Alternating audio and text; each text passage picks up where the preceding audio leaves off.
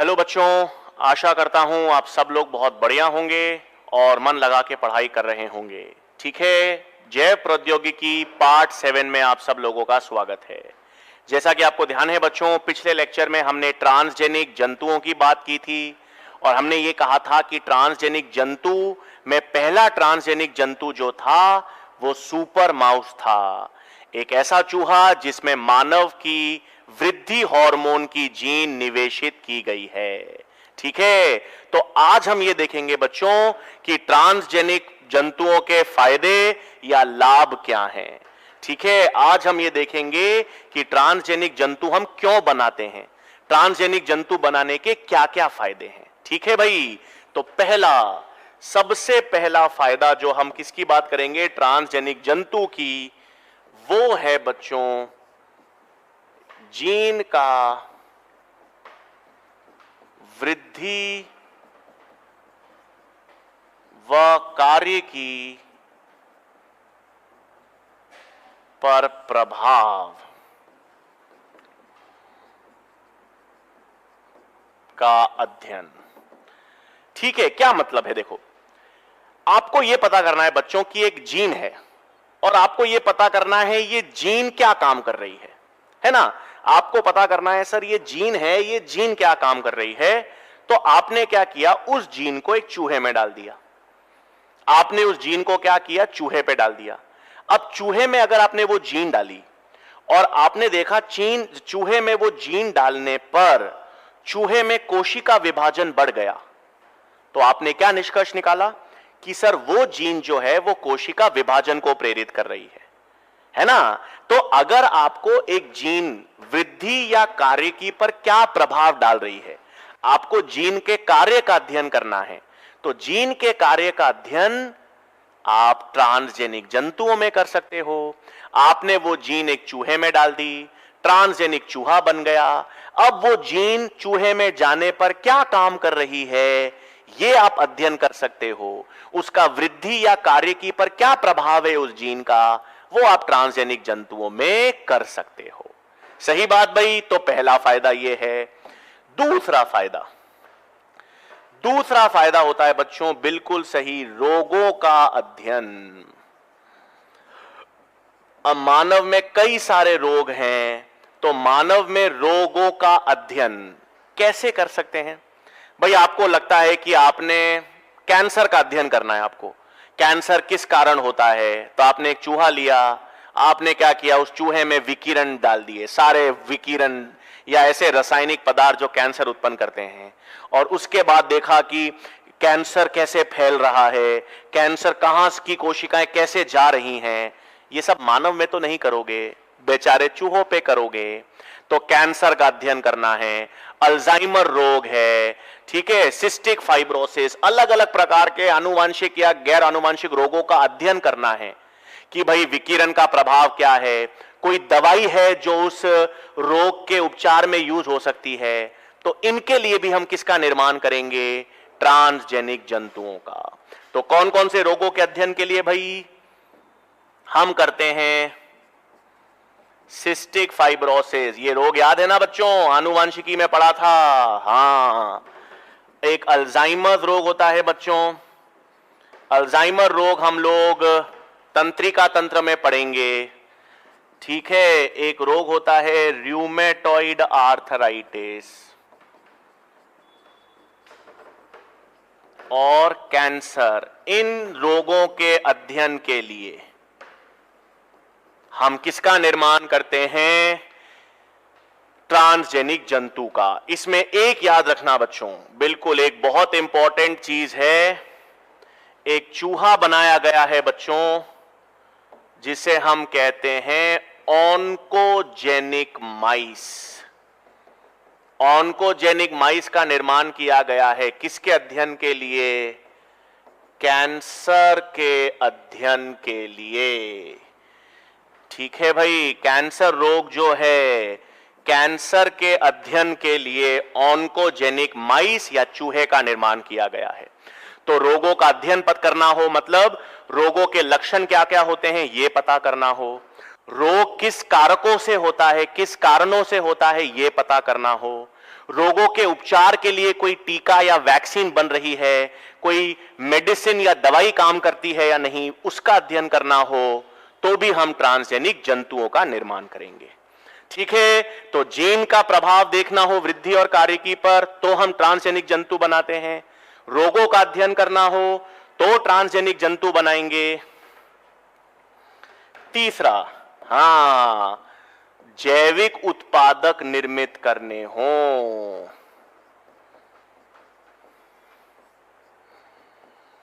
किसका निर्माण करना हो भाई? जैविक उत्पादक का। ट्रांसजीन आप डाल तो रहे हो, अब ट्रांसजीन से प्रोटीन भी तो मिलेगा। तो यदि आपको जैविक उत्पादक या प्रोटीन निर्मित करने हो तो भी आप ट्रांसजेनिक जंतु बनाएंगे। कैसे भाई? इसमें दो उदाहरण, एक तो गाय भाई, हां, ट्रांसजेनिक काओ जिसका नाम है रोजी। ठीक है, क्या बनाई गई है बच्चों? ट्रांसजेनिक काओ रोजी।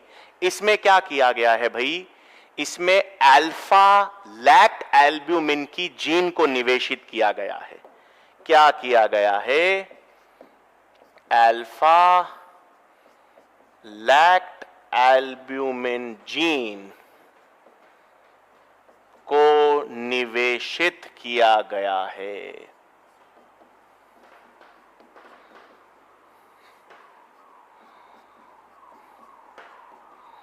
अब ये क्या है भाई? ये अल्फा लैक्ट एल्ब्यूमिन एक प्रोटीन है। नाम सही लग रहा है भाई, ये अल्फा लैक्ट एल्ब्यूमिन प्रोटीन है।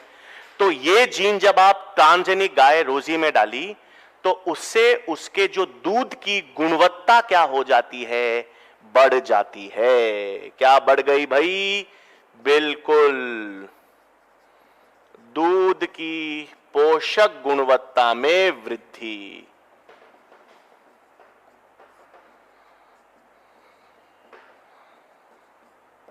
ठीक है भाई, तो दूध की पोषक गुणवत्ता में वृद्धि किस जीन के कारण? अल्फा लैक्ट एल्ब्यूमिन जीन के कारण, जो कौन सा प्रोटीन बनाती है? Alpha lactalbumin protein. और इस प्रोटीन के कारण ट्रांसजेनिक गाय रोजी की जो दूध की पोषक गुणवत्ता में वृद्धि देखी जाती है। सही बात, ये तो पहला उदाहरण हुआ। दूसरा उदाहरण एक भेड़ है भाई, ट्रेसी शीप। हां, दूसरा ट्रेसी शीप। इसमें क्या किया गया है भाई? इसमें अल्फा एंटीट्रिप्सिन जीन का निवेशन किया गया है।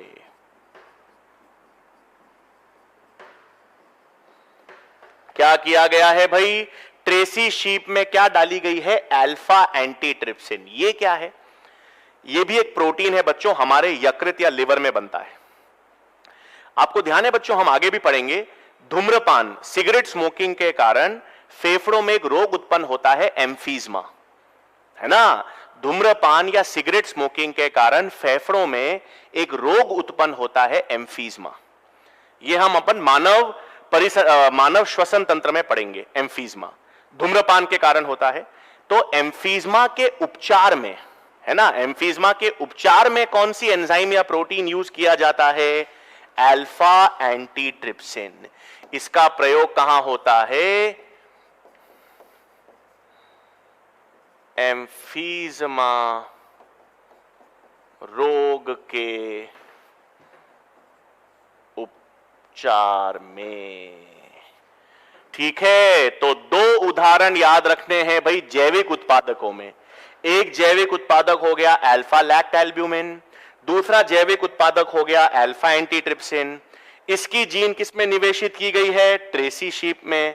इसकी जीन किसमें निवेशित की गई है? गाय, ट्रांसजेनिक गाय रोजी में। इससे दूध की पोषक गुणवत्ता में वृद्धि होती है अल्फा लैक्ट एल्ब्यूमिन के कारण। और अल्फा एंटीट्रिप्सिन के का यूज हम किसमें करते हैं?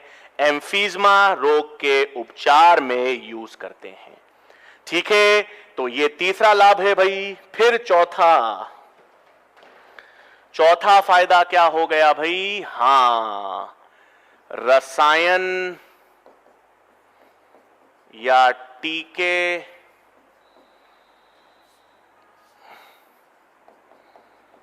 का परीक्षण करना हो या टेस्टिंग करनी हो, है ना भाई।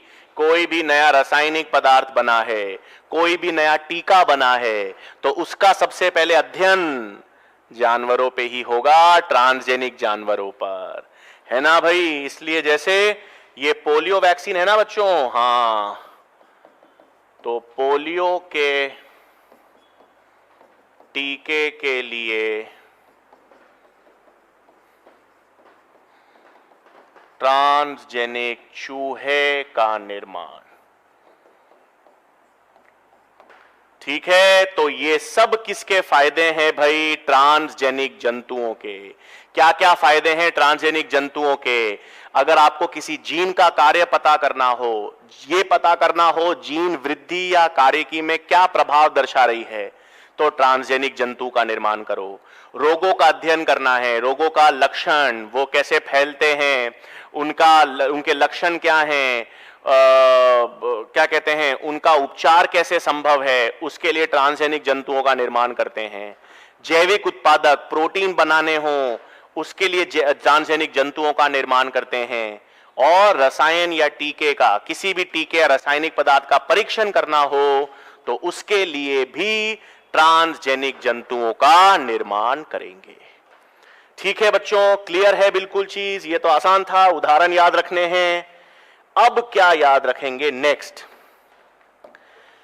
बच्चों एक टर्म आता है जिसे आपको याद रखना है, GEAC। हां, जेनेटिक इंजीनियरिंग अप्रूवल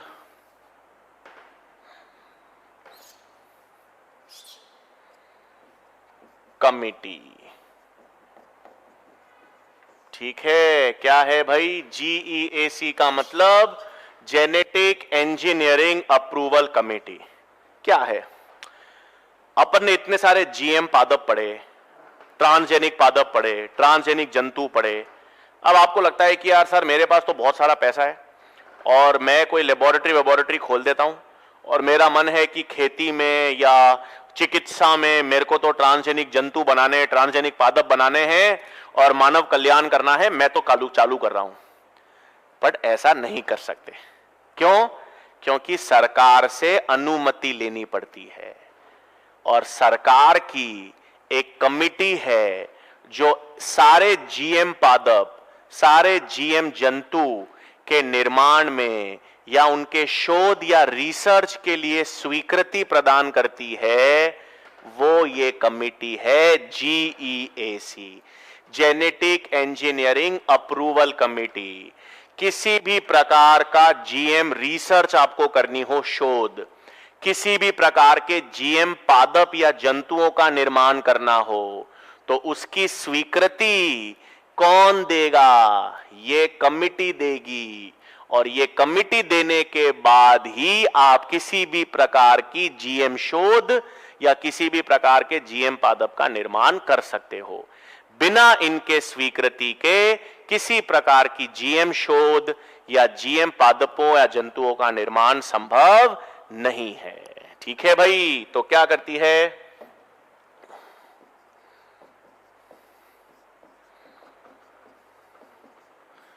तो भारत सरकार की कमेटी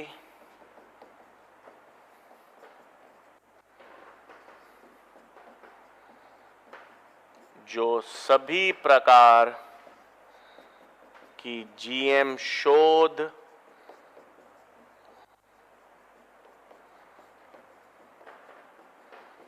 व जीएमओ के विकास हेतु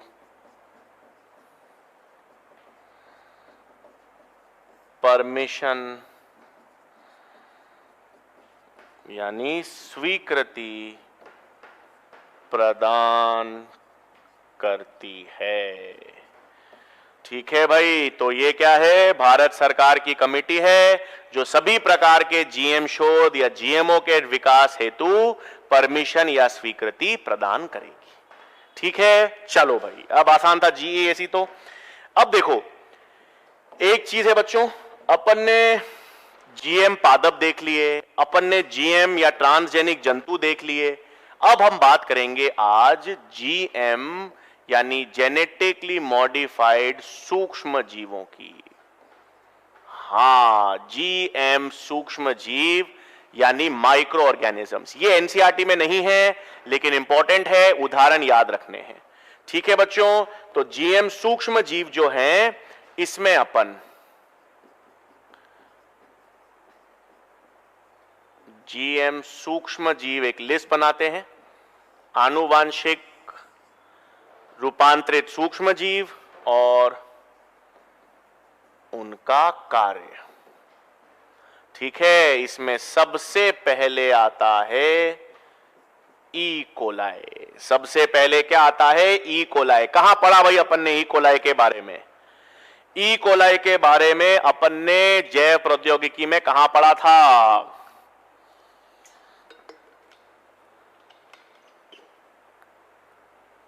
याद आया क्या भाई? आनुवांशिक रूपांतरित ह्यूमुलिन, इंसुलिन के निर्माण में। याद आया ना? हाँ, किसके निर्माण में? ह्यूमुलिन के निर्माण में। बिल्कुल सही।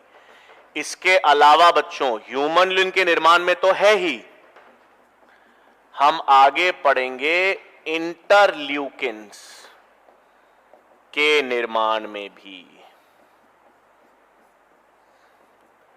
ठीक है, ये इंटरल्यूकिन्स क्या होते हैं बच्चों? ये प्रतिरक्षक तंत्र में बताऊंगा।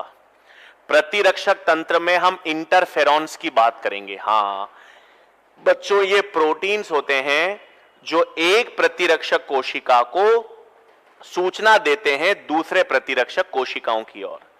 मतलब शरीर में कोई प्रतिजन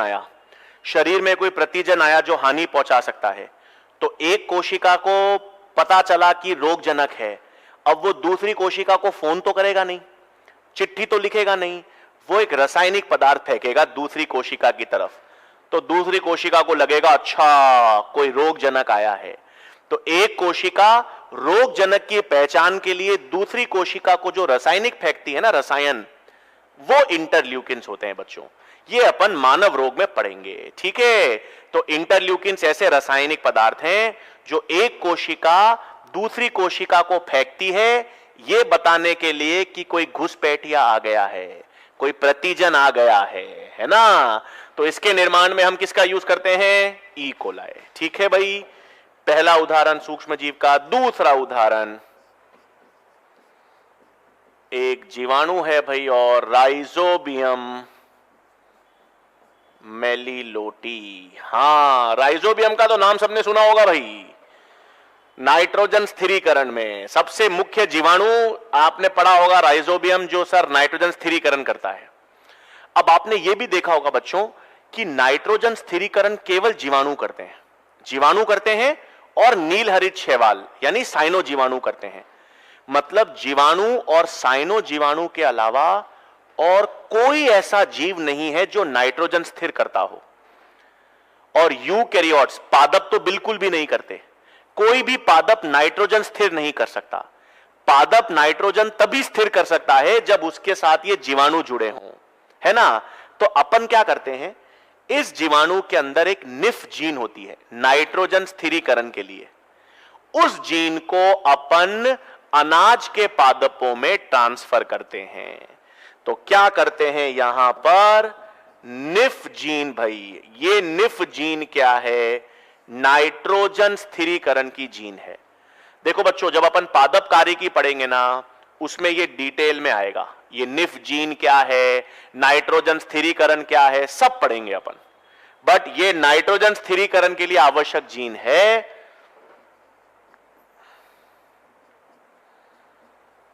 का अनाज के पादपों में स्थानांतरण। ठीक है, तो निफ जीन का अनाज के पादपों में स्थानांतरण के लिए हम किसका यूज करते हैं?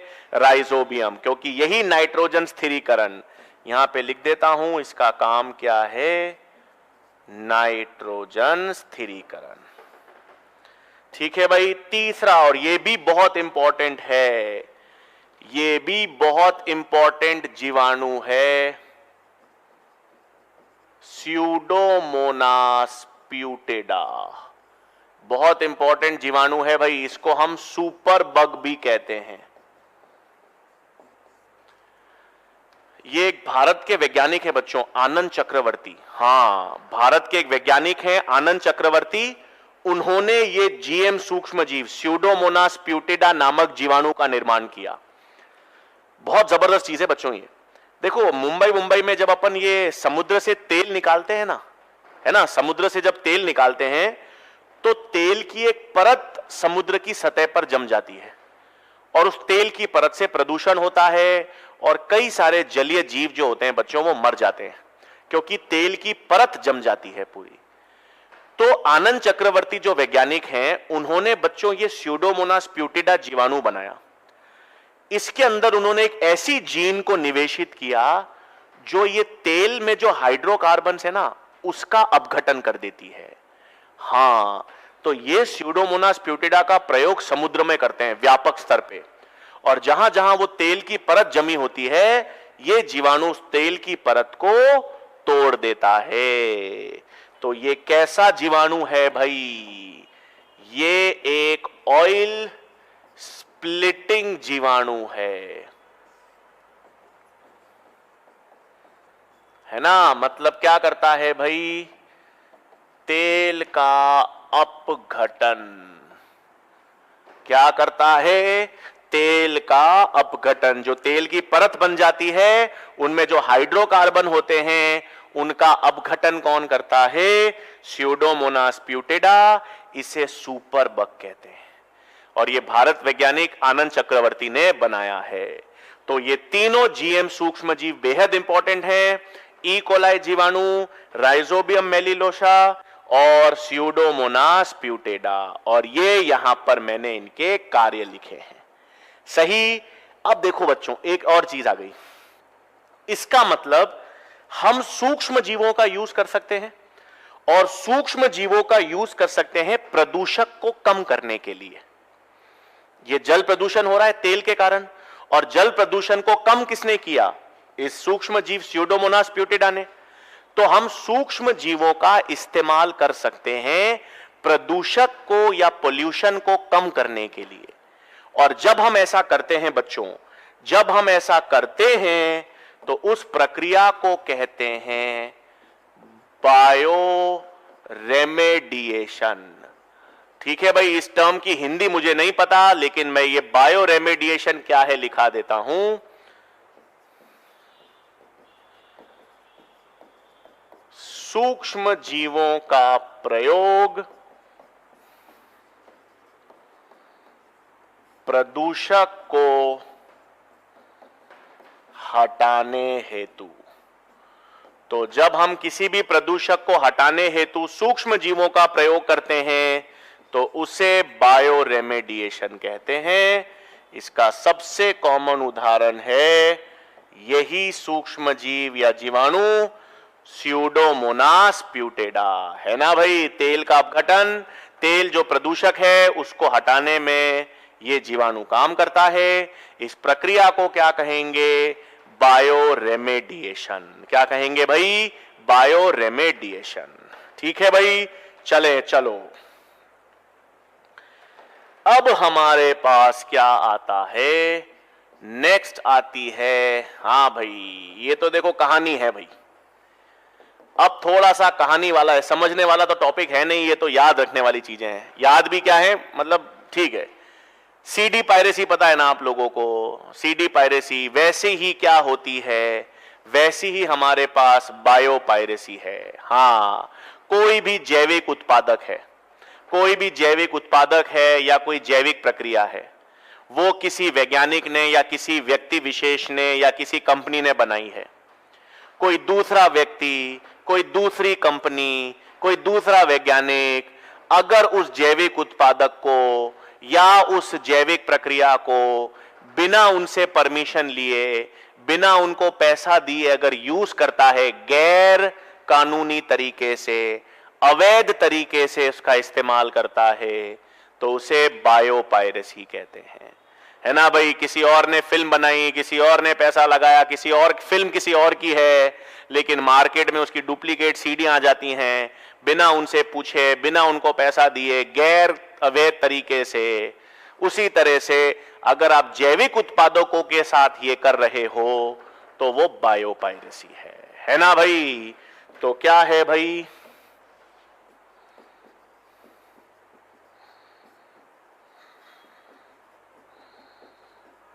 किसी भी जैविक उत्पादक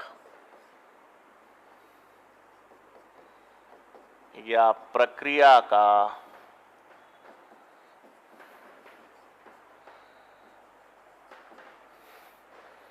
किसी भी व्यक्ति विशेष या कंपनी द्वारा अवैध रूप से प्रयोग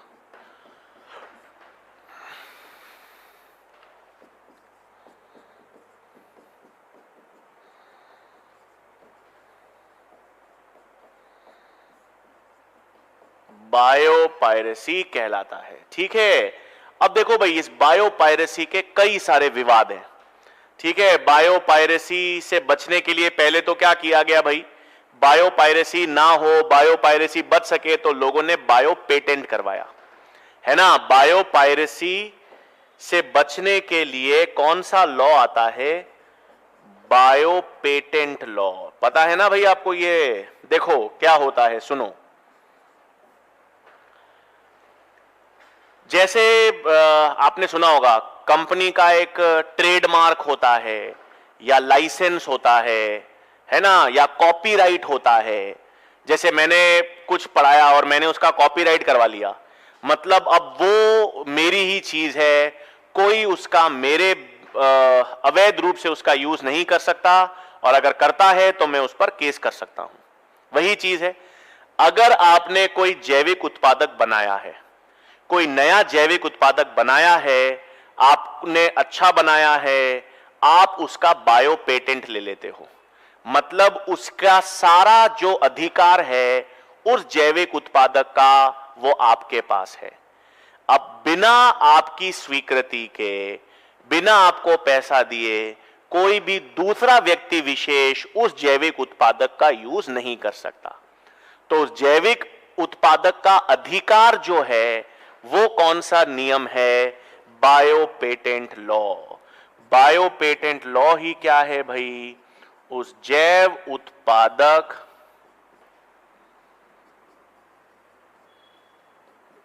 का अधिकार, है ना भाई। तो जैव उत्पादक का अधिकार जिस व्यक्ति ने उसे बनाया है, जिस कंपनी ने उसे बनाया है, उसी के पास रहेगा। इसी लॉ को क्या कहते हैं, बायो पेटेंट लॉ, है ना भाई। बायो पेटेंट लॉ का मतलब है, अगर मैंने एक जैविक उत्पादक का पेटेंट करा लिया, मतलब वो जैविक उत्पादक अब मेरा है, उसका अधिकार मेरे पास है। अगर उसे किसी और को यूज करना है तो वो मेरी स्वीकृति के कारण ही या मुझे पैसे देने के बाद ही यूज कर सकता है। ठीक है, तो जैसे बाकी कॉपीराइट होता है, लाइसेंस, ट्रेडमार्क होता है, वैसे ही जैविक उत्पादक में बायोपायरेसी के खिलाफ कौन सा नियम है, बायो पेटेंट लॉ है। अब देखो भाई, दो तीन चीजें हैं जो एनसीईआरटी में दे रखी हैं, जो विवाद हैं बायो पेटेंट को लेकर। ठीक है, तो यहां पर कुछ उदाहरण आपको पता होने चाहिए बायो पेटेंट के विवाद। ठीक है, बायो पेटेंट के विवाद में मैं 4 उदाहरण याद रखने हैं आपको। एक तो आपके बासमती चावल, हाँ इसकी भी स्टोरी मैं आपको बता देता हूं। बासमती चावल है, हल्दी यानी टर्मरिक,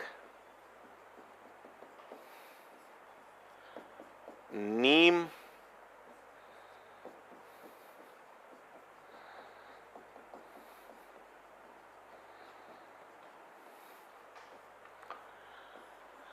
देखो भाई ये जो कहानी है बासमती राइस की वो तो एनसीईआरटी में दे रखी है। अब हुआ क्या, देखो बासमती राइस सबको मालूम है भारत के चावल है ना। बासमती जो राइस है वो चावल हमारे भारत के हैं, सबको मालूम है। अब क्या हुआ भाई, एक अमेरिकन कंपनी आई भारत में, अमेरिकन कंपनी आई भारत में, बासमती चावल देखे, उनको लगा यार ये तो जबरदस्त चावल है, इनकी क्वालिटी है, जबरदस्त है। वो क्या गई, अमेरिका चावल को लेके गई। अब उनको ये लगा कि यार सीधे बासमती चावल ही बेच देंगे तो कोई प्रॉब्लम हो सकती है। तो उन्होंने क्या किया, उन्होंने क्या बेईमानी की, हमारे जो बासमती चावल के जो प्लांट्स हैं उन पादपों को किसी दूसरे पादप के साथ ऐसे ही छोटा मोटा संकर करवाया, दिखाने के लिए कि हमने नए बनाए हैं, और उसका पेटेंट करा लिया। अब भारत को मालूम चला कि यार ये बासमती चावल तो अमेरिका बेच रहा है और हमको कुछ नहीं मिल रहा। तो फिर एक इंटरनेशनल ट्रेड ऑर्गेनाइजेशन होती है ना बच्चों, एक WTO होता है, वर्ल्ड ट्रेड ऑर्गेनाइजेशन, जहां पर दुनिया भर में ये सारे डिस्प्यूट जो होते हैं उनको सॉल्व किया जाता है। तो भारत ने अपील की अमेरिका के खिलाफ कि बासमती राइस तो हमारे चावल हैं, हमारे खेतों में उगते हैं, कब सदियों से हम ही उगाते आ रहे हैं। फिर वो केस भारत जीत गया और अब बासमती चावल जो हैं वो भारत के पास ही उसका पेटेंट है ना। तो विवाद क्या खड़ा हुआ, जब अमेरिका के वैज्ञानिक जो हैं वो बासमती चावल को भारत से अमेरिका ले गए। इसी प्रकार नीम और हल्दी में भी ये हुआ। अब हमारे पुराणों में, हमारे पुरानी किताबों में सब नीम की औषधियों के बारे में दे रखा है ना, आयुर्वेद में और उससे पुराने विज्ञान में नीम के कितने फायदे हैं, कितनी औषधियां हैं जो उनसे प्राप्त होती हैं, उसके बारे में दे रखा है। अब जो नई अमेरिकन कंपनीज हैं उन्होंने नीम पर भी अपना पेटेंट करने की कोशिश की कि भाई नीम की नई मेडिसिनल प्रॉपर्टीज हम बता रहे हैं। तो भारत ने फिर केस किया कि भाई आप जो बता रहे हो वो कोई नई चीज नहीं है, हमारे भारत के पुराणों में या आयुर्वेद में इसके बारे में दे रखा है। तो फिर वो भी पेटेंट अपन जीत गए। तो ये विवाद है जो आपको याद रखने। ऐसे ही हल्दी के हैं, हल्दी की जो गुणवत्ता है वो अमेरिका ने बोला कि इसकी गुणवत्ता को हम मार्केट में बेचते हैं, तो भारत ने बताया भाई हल्दी की गुणवत्ता तो हमारे आयुर्वेद में पहले से दे रखी है, चोट लगती है तो हम तो हल्दी का दूध पीते हैं, ठीक है। तो ये सब चीजें तो हमारे भारत की ही है, इसमें आपने कुछ नया नहीं किया। तो ये सब बायो पेटेंट भारत के पास है। तो ये तीनों तो भारत के पास है। हां, एक ये जो है भाई, ये पेंटा डी प्लांड्रा, इसके बारे में मैं लिखा देता हूं इंपॉर्टेंट क्या है। अब ये क्या है भाई, ये एक वेस्ट अफ्रीका का पादप है बच्चों, एक वेस्ट अफ्रीका का प्लांट है,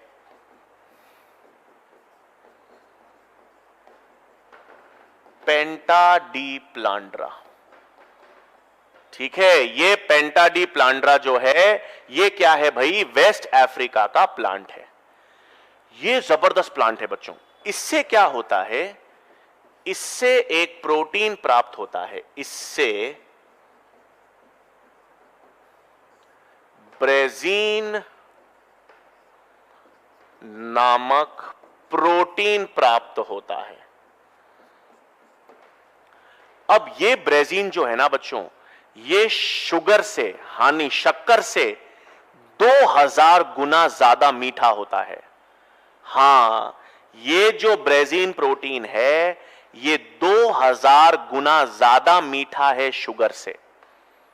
हां, इसकी खासियत क्या है, 2000 गुना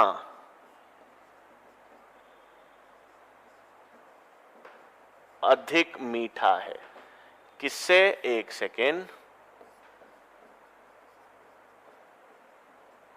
ये शुगर या चीनी से 2000 गुना ज्यादा मीठा है और ऊर्जा भी कम देता है, लो कैलोरी है, ठीक है। दूसरा क्या है भाई, लो कैलोरी है। तो किसी व्यक्ति को मीठा भी खाना है और वो चाहता है कि वो शक्करा उसमें ज्यादा ऊर्जा भी ना हो, तो सबसे बेहतर चीज क्या है, ब्रेजीन। ये मीठी भी है भाई, शक्कर तो नुकसान करती है, शक्कर तो बहुत ज्यादा नुकसान करती है, डायबिटीज भी कॉज कर सकती है और ज्यादा शक्कर से जो शरीर के अंदर वसा का निर्माण भी हो सकता है, ये सब हम आगे पढ़ेंगे। बट अगर आपको ऊर्जा कम चाहिए और मीठापन ज्यादा चाहिए तो ये ब्रेजीन नाम है। और ये प्रोटीन किस पादप से मिलता है, पेंटा डी प्लांड्रा। अब एक अमेरिकन कंपनी वेस्ट अफ्रीका भी पहुंच गई, इस पेंटा डी प्लांड्रा से ब्रेजीन की जीन निकाल ली और इस जीन को उन्होंने मक्के में, मेज पादपों में डाल दिया और उस मेज पादप का पेटेंट करा लिया। अब ये ब्रेजीन जो जीन है ना बच्चों, इसका पेटेंट अमेरिका के पास है। ठीक है भाई, उसको पेंटा डी प्लांड्रा पूरा प्लांट ले जाते तो पूरा प्लांट तो वेस्ट अफ्रीका का है, उसको तो पेटेंट नहीं करा सकते। उन्होंने तो सीधा ब्रेजीन की जीन निकाली, उसको मक्के में डाला और मक्के को पेटेंट करा लिया कि मक्के से जो ब्रेजीन मिलेगा वो हमारा है, दुनिया भर में इसको बेचेंगे, सारा जो प्रॉफिट होगा वो अमेरिकन कंपनी को होता है। ठीक है भाई, तो क्या किया अमेरिका ने? अमेरिकन कंपनी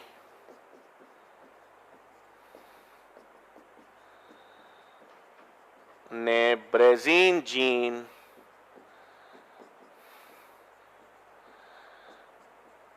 को मक्के में डाल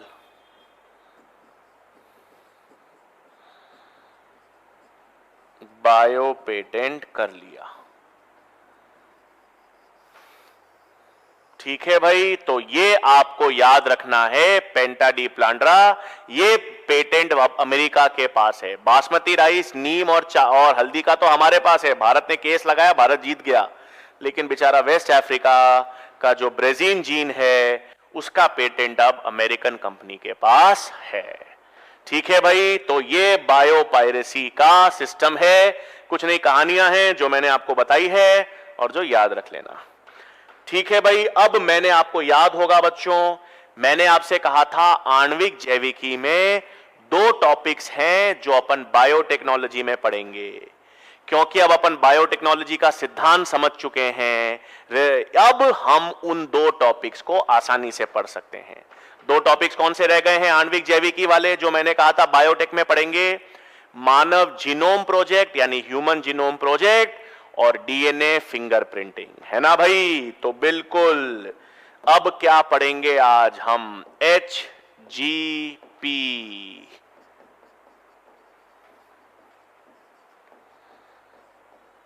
ह्यूमन जीनोम प्रोजेक्ट। ठीक है भाई, किसकी बात करेंगे अब हम? मानव जीनोम प्रोजेक्ट की। देखो बच्चों, इसके बारे में भी जबरदस्त कहानी है। ठीक है, पहली चीज तो ये जो है बच्चों, ये प्रोजेक्ट 1990 से 2003, हाँ, ह्यूमन जीनोम प्रोजेक्ट किस वर्ष में चालू हुआ था? 1990 में। और 1990 में चालू हुआ और खत्म कब हो गया? 2003 में। 13 साल का बड़ा प्रोजेक्ट था ये। और इस प्रोजेक्ट की शुरुआत की थी दो अमेरिकन कंपनीज ने। ठीक है, 2 यूएस की कंपनीज है बच्चों, या 2 यूएस की संस्थान है, आप कह सकते हो। कौन से 2 यूएस के संस्थान है भाई? एक तो है DOE,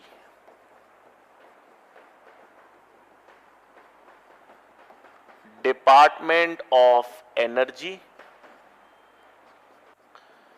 और एक है NIH, national institute of health. ठीक है भाई, तो ह्यूमन जीनोम प्रोजेक्ट जो है वो किस वर्ष में चालू हुआ? 1990 में। किस वर्ष में खत्म हुआ? 2003 में। और ये जो प्रोजेक्ट है बच्चों, कौन सा? ये जो ह्यूमन जीनोम प्रोजेक्ट है, ये 2 अमेरिकन संस्थान ने मिलकर चालू करा। कौन सी संस्थान थी 2 अमेरिका की? DOE, डिपार्टमेंट ऑफ एनर्जी, और नेशनल इंस्टीट्यूट ऑफ हेल्थ। अब हुआ क्या था बच्चों, देखो, जब ये चालू तो 1990 में हुआ, जब ये चालू हुआ था ना, तो ये 15 साल का प्रोजेक्ट था। हाँ, अमेरिका में जब ये प्रोजेक्ट चालू हुआ तो 1990 से लेकर 2005 15 साल का प्रोजेक्ट था। लेकिन एक ऐसा प्रोजेक्ट है जो समय से पहले पूरा हो गया। जब अमेरिकन कंपनी, ये दोनों अमेरिकन संस्थान ने चालू करा तो इनको लगा कि 15 साल का प्रोजेक्ट है, तब हम होगा। लेकिन ये इतना बेहतर प्रोजेक्ट था कि जैसे जैसे विश्व में मालूम चला तो काफी विश्व के देशों ने इनका, अमेरिका का साथ दिया, और इसलिए 2003 में ये प्रोजेक्ट पूरा हो गया। ठीक है, तो 15 साल का इतना बड़ा प्रोजेक्ट जो था वो 13 साल में पूरा हो गया। अब सवाल यह है, ठीक है, ये तो है ह्यूमन जीनोम प्रोजेक्ट 1990 से 2003, 13 साल में चला और 2 अमेरिकन संस्थान ने इसको चालू करा, डिपार्टमेंट ऑफ एनर्जी और नेशनल इंस्टीट्यूट ऑफ हेल्थ। लेकिन ये क्या है, ये प्रोजेक्ट क्यों चालू किया गया, क्या था? देखो, इस प्रोजेक्ट के काफी उद्देश्य थे कि भाई ह्यूमन जीनोम प्रोजेक्ट क्यों किया जाए, इसके उद्देश्य क्या क्या थे। तो वैज्ञानिकों को देखो, अभी तक जब अपन ने आणविक जैविकी पढ़ी तो मैंने आपको बताया कि डीएनए में कितने क्षारक जोड़े होते हैं, 6.6 इंटू 10 की पावर 9, यही तो पढ़ा अपन ने। 6.6 इंटू 10 की पावर 9 बेस पेयर होते हैं और जीनोम साइज कितनी होती है, लगभग 3.3 इंटू 10 की पावर 9, लगभग पता था। 1990 मतलब 1990 से पहले मानव जीनोम में कितने क्षारक जोड़े हैं, कितने न्यूक्लियोटाइड्स हैं, इसका केवल अंदाजा था। एक्चुअल नंबर, वास्तविक संख्या कितनी है, यह नहीं पता था। तो ह्यूमन जीनोम प्रोजेक्ट का सबसे पहले उद्देश्य यह था कि मानव जीनोम या मानव डीएनए में कुल न्यूक्लियोटाइड्स कितने हैं यह पता किया जाए और पूरा जो न्यूक्लियोटाइड क्रम है AGTC, ये जो न्यूक्लियोटाइड का क्रम मानव में है वो पता लगाया जाए। तो सबसे पहला उद्देश्य क्या था भाई, यहां पे हम लिखेंगे सबसे पहले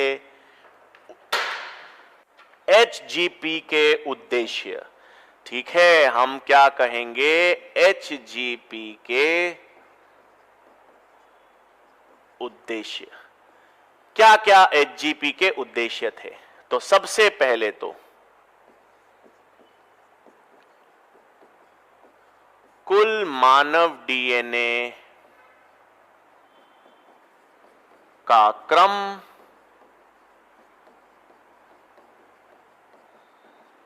एवं न्यूक्लियोटाइड संख्या ज्ञात करना है ना भाई। सबसे पहला उद्देश्य तो यह था कि मानव में कुल कितने न्यूक्लियोटाइड्स हैं और उनका न्यूक्लियोटाइड क्रम जो है मानव डीएनए का वो क्या है, कुल संख्या पता लगाओ और पूरा न्यूक्लियोटाइड क्रम पता लगाओ, यह पहला उद्देश्य था। दूसरा उद्देश्य क्या था, टोटल जीन्स कितनी है ये पता लगाओ। डीएनए तो ठीक है, डीएनए तो बहुत सारा होगा, उसमें से कितनी जीन्स हैं जो प्रोटीन बनाएंगी ये पता करो।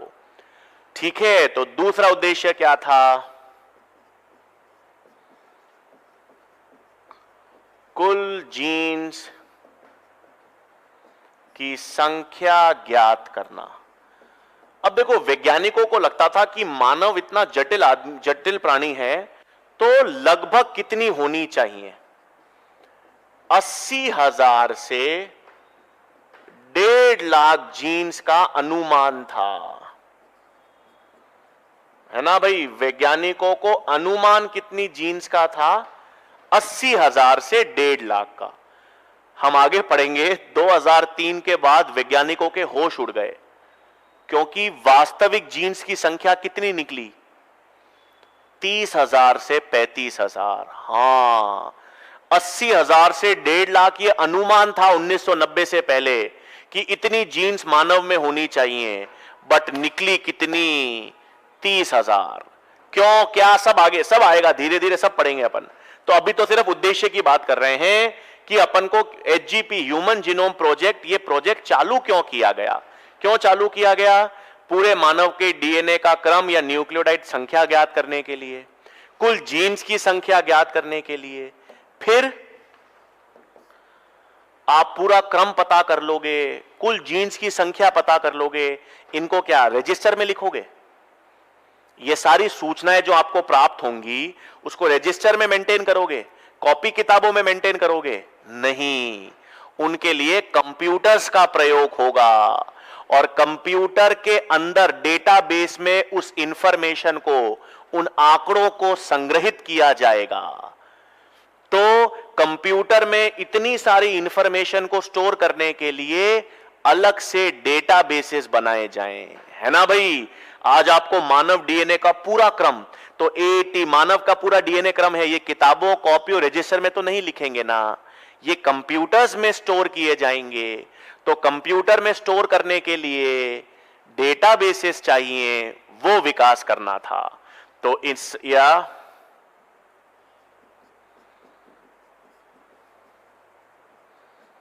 इस इंफॉर्मेशन को स्टोर करने हेतु डेटाबेसेस का निर्माण।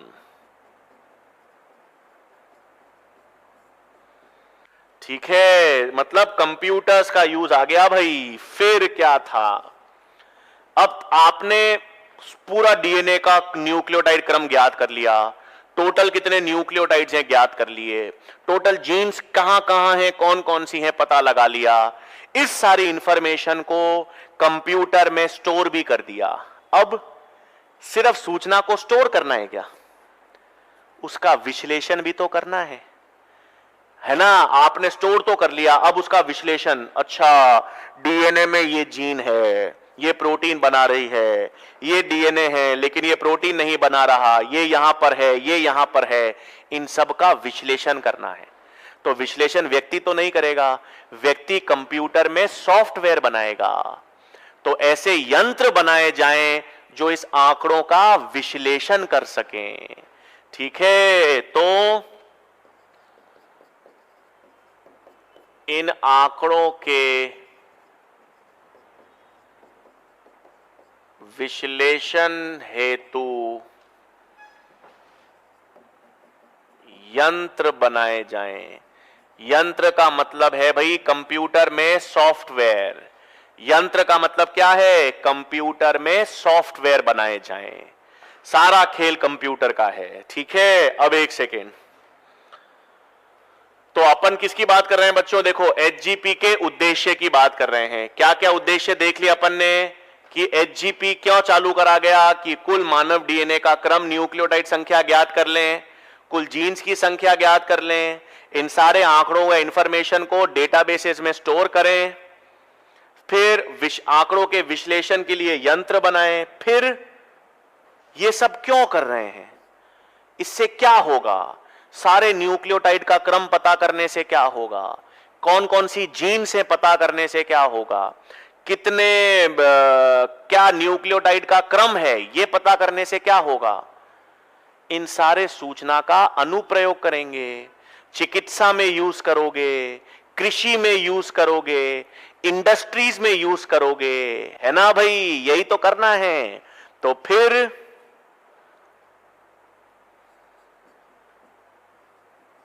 इन सूचना का कृषि,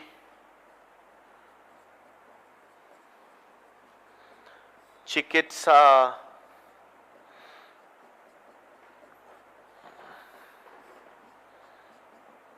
और औद्योगिकी में अनुप्रयोग, है ना भाई? ये सारी सूचना आपको मालूम चल गया कि मानव डीएनए का ये क्रम है, तो इस डीएनए क्रम को हम मेडिसिन में, नए रोगों की जांच करने में, नए इंडस्ट्रीज में, कृषि में कैसे यूज कर सकते हैं, ये करा जाए। और अंत में एक उद्देश्य रह गया भाई, ELSI, ये मुद्दे। ठीक है, ELSI मुद्दे क्या होते हैं भाई? एथिकल। एक सेकेंड भाई,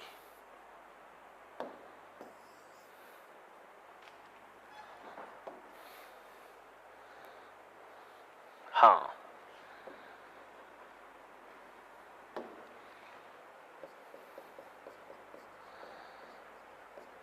एथिकल मतलब नैतिक,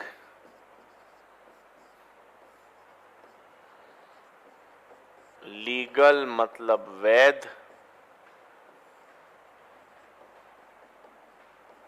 सोशल मतलब सामाजिक।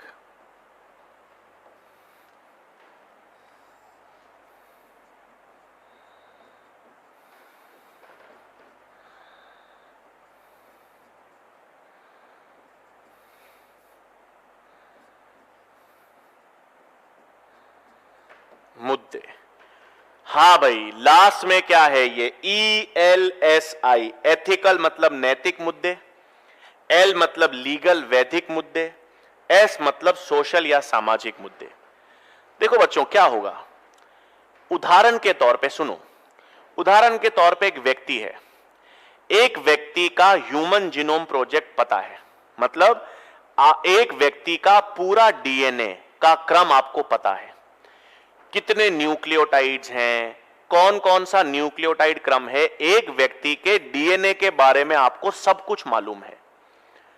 तो अब इससे क्या प्रभाव पड़ेगा उसके व्यक्ति के जीवन पर, मतलब समाज में क्या प्रभाव पड़ेगा। आज नहीं होता, हम लोग जब शादियां वादियां कराते हैं तो कुंडली मांगते हैं, है ना, लड़के की और लड़की की कुंडली मांगते हैं, उसको मैच करते हैं, फिर काफी जगह ऐसा होता है, काफी जगह एस्ट्रोलॉजी मानी जाती है। तो हो सकता है समाज पे भाई लोग बोले कि भाई कुंडली के साथ साथ अपना DNA लेकर आओ, आप अपने DNA की रिपोर्ट लेकर आओ, हम DNA की रिपोर्ट देखेंगे आपकी, है ना। हो सकता है एक कंपनी है, एक कंपनी में कोई जॉब के लिए गया, तो जॉब के लिए गया तो वो अपना CV लेके जाता है, एजुकेशनल क्वालिफिकेशंस क्या हैं, उसका वर्क एक्सपीरियंस क्या है, उसको बोल दिया जाए कि आपको कंपनी के लिए अपनी DNA रिपोर्ट भी लेकर आओ, हमको देखना है कि आपकी DNA रिपोर्ट में कोई कैंसर की जीन तो नहीं है ना, आपके DNA की रिपोर्ट में कोई एलर्जी की जीन तो नहीं है। मतलब ये DNA का, जो एक व्यक्ति का DNA है, उसका अगर आपको क्रम मालूम है तो समाज पर उसका असर क्या पड़ेगा, लीगल वैदिक रूप से उसका क्या फर्क पड़ेगा, कहां DNA रिपोर्ट काम करेगी, कहां DNA काम नहीं करेगी, नैतिक एथिकली क्या सही है गलत, मतलब शादी में किसी की DNA रिपोर्ट मांगना सही है क्या, नहीं, कहीं पर वो जॉब कर रहा है तो उसकी मांगना सही है क्या। मतलब ये जब भाई एक तरीके से DNA आपका है तो आपकी DNA रिपोर्ट भी आपकी पर्सनल इंफॉर्मेशन हो गई। अब ये इंफॉर्मेशन का समाज कैसे उपयोग लेता है, कानून कैसे उपयोग लेता है, नैतिकता के रूप से क्या सही है क्या गलत है, क्या मुद्दे उठकर आ सकते हैं, इनको भी देखा जाए कि भाई आप जॉब करते वक्त अगर आपका आता है कि जॉब में आप DNA रिपोर्ट की जरूरत नहीं है, तो आपको मालूम चल गया कि भाई अच्छा DNA की रिपोर्ट जरूरत नहीं है, मुझे नहीं दिखानी है। आपको समाज में जरूरत नहीं है DNA बताने की कि मेरे को डायबिटीज की जीन है, मेरे में ये जीन खराब है। तो इससे अब DNA रिपोर्ट से कौन कौन से मुद्दे उठ सकते हैं, उन पर ध्यान देना भी जरूरी था। तो ये सब क्या है भाई, HGP के उद्देश्य हैं। क्या क्या HGP के उद्देश्य हैं भाई, वापस देख लो, है तो सब कहानी। क्या क्या उद्देश्य हैं, सबसे पहले अपन को कुल मानव DNA का क्रम और न्यूक्लियोटाइड संख्या ज्ञात करनी है, कुल जीन्स की संख्या ज्ञात करनी थी, सारी इंफॉर्मेशन को डेटाबेसेस में संचित करना था, विश्लेषण के लिए यंत्र या टूल्स बनाने थे, इनका अनुप्रयोग कृषि चिकित्सा औद्योगिकी में करना है, और इन सब मुद्दों से, इन सब से जो नैतिक सामाजिक और वैदिक मुद्दे उठकर आते हैं उनका जवाब देना है। ठीक है, मतलब देखो बच्चों, ये HGP के कारण, HGP जब आया ना तभी से कंप्यूटर्स का इंपॉर्टेंस भी बढ़ गया, महत्व, कि जैविक या बायोलॉजी को कंप्यूटर से जोड़ने लग गए। और जब बायोलॉजी को आप कंप्यूटर से जोड़ने लग जाते हो तो एक नई शाखा आती है बच्चों। नई शाखा क्या आती है, बायो इन्फॉर्मेटिक्स। हां, नई शाखा क्या उभर के आती है, बायो इन्फॉर्मेटिक्स। आजकल इसका बड़ा प्रचलन है, ठीक है। वैसे भी भारत के बाहर जो यूरोप है, अमेरिका है, उसमें बायो इन्फॉर्मेटिक्स में बहुत काम हो रहा है। तो बायो इन्फॉर्मेटिक्स है क्या, है तो ये विज्ञान की शाखा, एक ऐसी विज्ञान की शाखा है जिसमें हम लोग जैविक इंफॉर्मेशन, बायोलॉजिकल सूचना को कंप्यूटर्स में संचित करते हैं, उसका विश्लेषण करते हैं।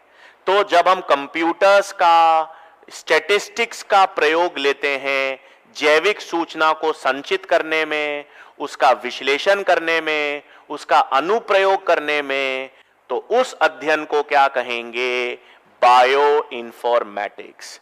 तो बायो इन्फॉर्मेटिक्स का मतलब है कंप्यूटर्स एवं स्टैटिस्टिक्स का यूज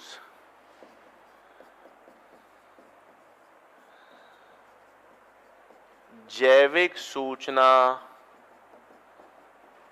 के संग्रह, विश्लेषण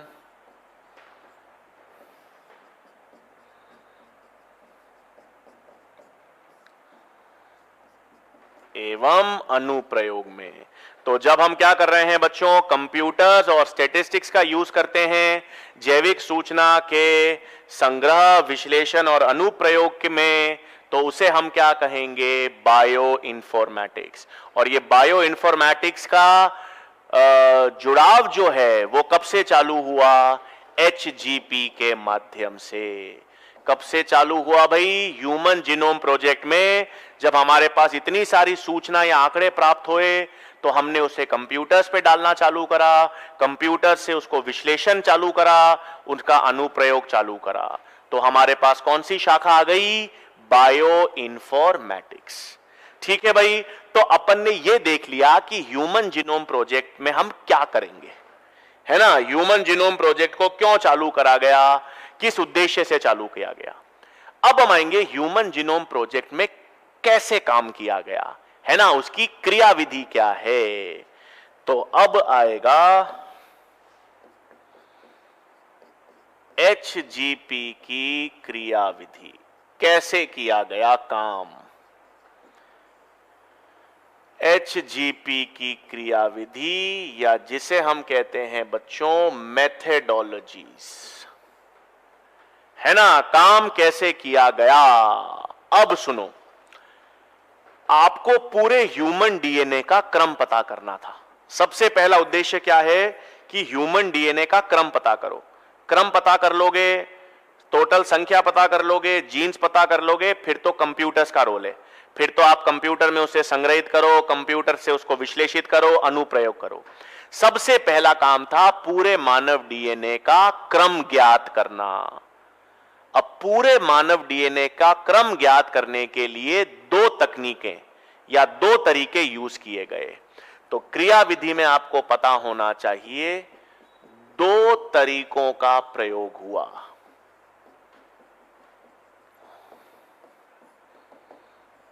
ठीक है, दो तरीकों का प्रयोग क्या क्या है भाई। एक तो EST,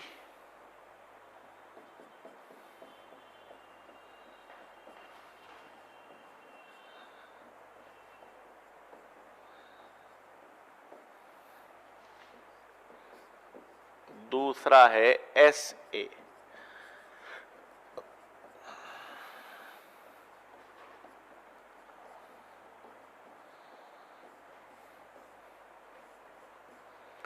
ठीक है भाई, क्या है देखो, ध्यान देंगे, एक बार सुन लेंगे बच्चा, फिर हम लोग क्या कर रहे हैं भाई। आपको पूरे मानव डीएनए का क्रम ज्ञात करना है। क्या ज्ञात करना है, पूरे मानव डीएनए का क्रम ज्ञात करना है। अब पूरे मानव डीएनए का क्रम ज्ञात करने के लिए आपके पास पहले एक स्ट्रैटेजी प्लान होना चाहिए, और दो तरीके थे, EST और SA। वैज्ञानिकों ने क्या किया, वैज्ञानिकों ने कहा सबसे पहले तो हम पूरे मानव डीएनए का क्रम नहीं पता करते। हां, हम लोग पूरे मानव डीएनए का क्रम नहीं करेंगे, हम केवल उसी डीएनए का क्रम ज्ञात करेंगे जो अभिव्यक्त हो रहा है। भाई डीएनए बड़ा है, बहुत सारा डीएनए है, सारे डीएनए का क्रम अभी पहली बार नहीं करेंगे। पहली बार में केवल वही डीएनए का क्रम हम पता करेंगे जो अभिव्यक्त हो रहा है। अभिव्यक्त का मतलब जिसका अनुलेखन हो रहा है, जो डीएनए, आरएनए और प्रोटीन बनाएगा, जिसका अनुलेखन और अनुवादन होगा, जो डीएनए प्रोटीन बनाएगा। और वही डीएनए जो प्रोटीन बनाएगा, यानी जो अभिव्यक्त होगा, उसी का क्रम किया जाए, उस तरीके को नाम दिया गया EST, एक्सप्रेस्ड सीक्वेंस टैग्स। मतलब पूरा डीएनए का क्रम नहीं पता करना,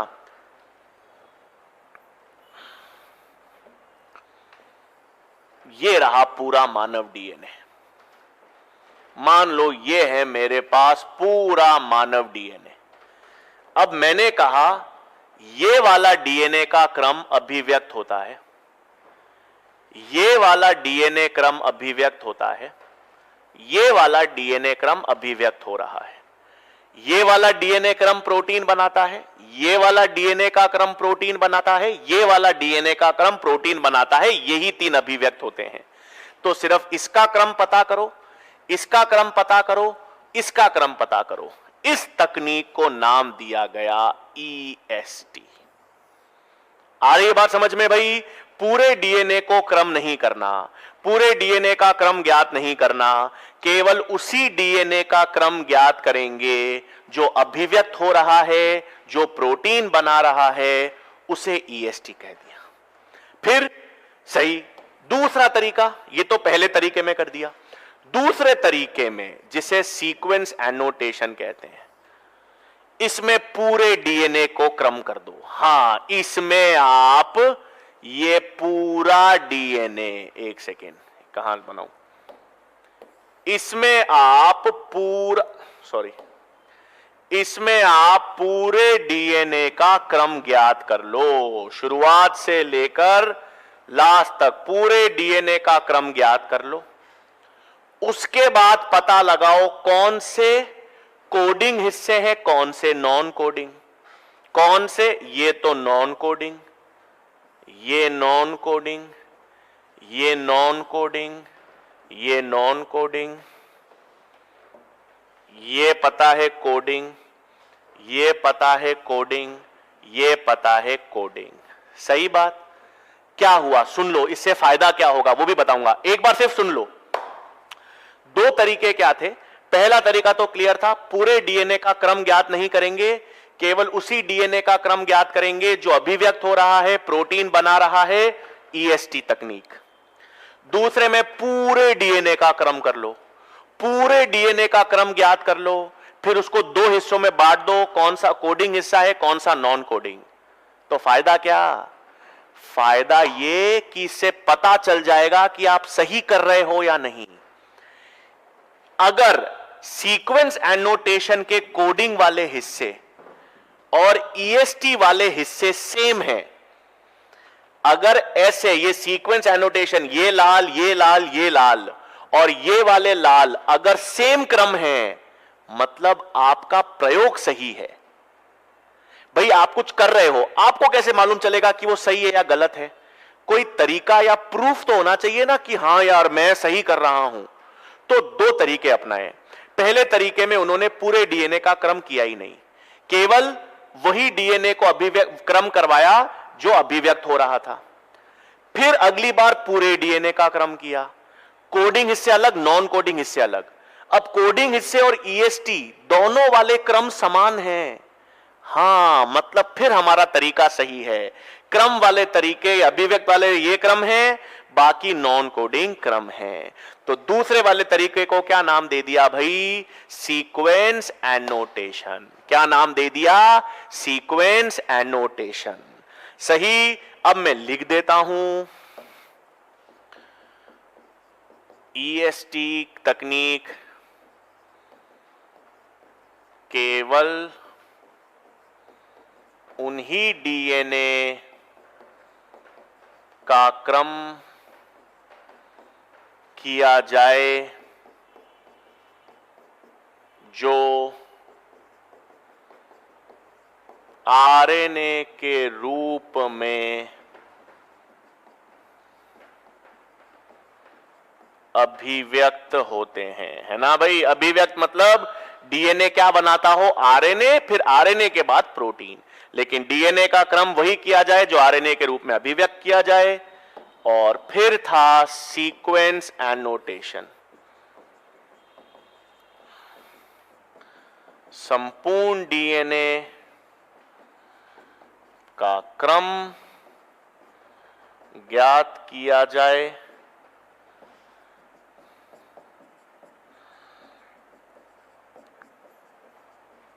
और उसके पश्चात कोडिंग और नॉन कोडिंग भाग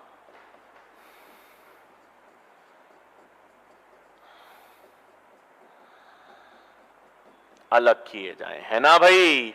तो ये वाला कोडिंग भाग और ये वाला ईएसटी अगर सेम है तो आपका तरीका भी बिल्कुल सही है। आपका तरीका भी क्या है, बिल्कुल सही। तो दो तरीके अपनाए गए। अब ये देखो, अपन ने क्रियाविधि नहीं समझी है, क्रियाविधि से पहले की सोच समझी है कि वैज्ञानिकों ने किस सोच के साथ डीएनए को क्रम किया होगा। पहले तो उन्होंने सिर्फ वही डीएनए का क्रम पता लगाने की कोशिश करेंगे जो अभिव्यक्त हो रहा है, फिर पूरे डीएनए का क्रम पता करेंगे, फिर बताएंगे ये कोडिंग है नॉन कोडिंग, अगर कोडिंग ईएसटी सेम तो हम सही कर रहे हैं। अब क्या किया, कैसा किया बच्चों, वो हम अगले लेक्चर में देखेंगे। तो एचजीपी का अपन ने आधा भाग ही देखा है आज। हमने एचजीपी का आधा भाग क्या देखा है, हमने सिर्फ ये देखा है कि एचजीपी किसने चालू करा, किस वर्ष में चालू हुआ और उसके उद्देश्य क्या थे, क्यों एचजीपी करना चाहते थे।